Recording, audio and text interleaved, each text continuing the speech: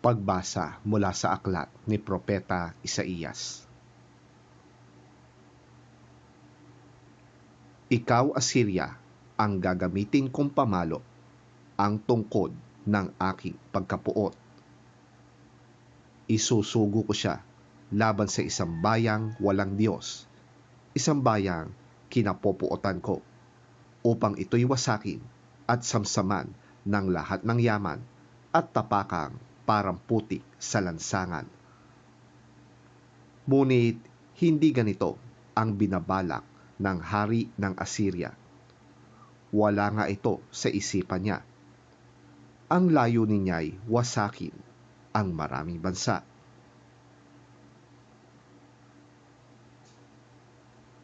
Sapagkat ang sabi niya, nagawa ko yan dahil sa taglay kong lakas at karunungan. Inalis ko ang hangganan ng mga bansa at sinamsam ko ang kanilang mga kayamanan. Ibinagsak ko sa lupa ang mga nakaupo sa trono. Kinamkam ko ang kayamanan ng mga bansa na parang nasa isang pugad. Tinipon ko ang buong lupa tulad ng pagtipon sa mga itlog na iniwanan. Wala man lamang pakpak na nagbalak lumipad, walang bibig na bumubuka o huning narinig. Mas magaling pa ba ang palakol kaysa taong may hawak nito? Mas mahalaga ba ang lagari kaysa taong gumagamit nito? Ang tungkod pa ba ang bubuhat sa may hawak nito? Kaya nga, padadalhan ni Yahweh ang makapangyarihang Panginoon ng mapaminsalang sakit ang magigiting niyang mandirigma, at sa ilalim ng kanilang mga kasuotan, mag-aapoy sa init ang kanilang katawan, parang sigang maglalagablab ng walang katapusan.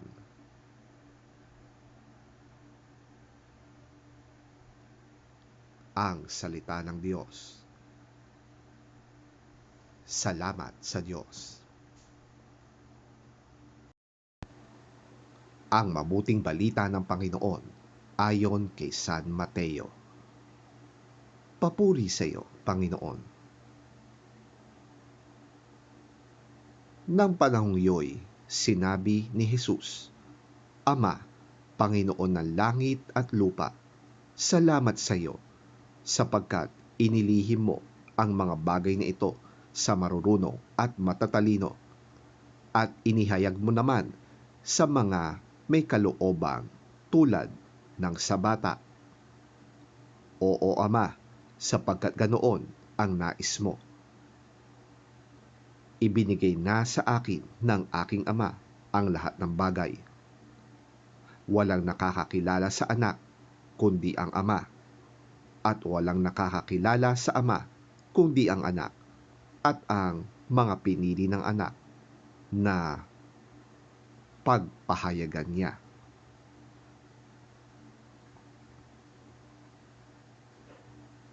Ang mabuting balita ng ating Panginoon.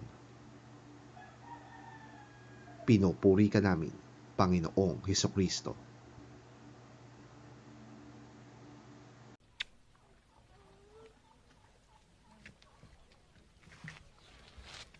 At that time, Jesus said, I praise you, Father, Lord of heaven and earth, because you've hidden these things from the wise and learned and revealed them to little children.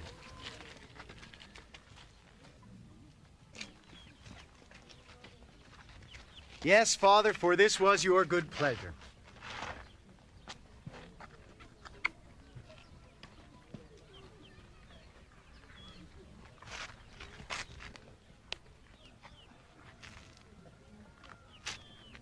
All things have been committed to me by my Father.